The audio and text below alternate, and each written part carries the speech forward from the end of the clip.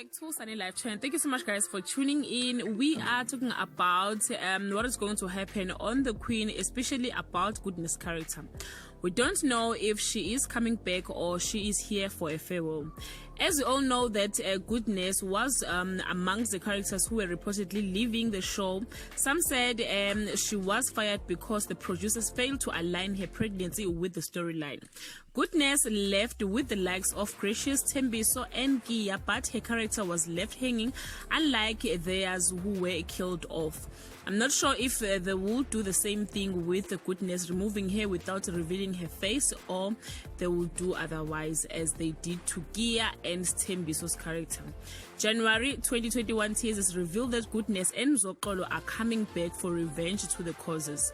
On the 6th of January 2021, Zoxolo will plan on making sure the causes pay for what happened to Goodness. And on the 7th, Goodness will start to recover and she will have another surprise for Kagiso.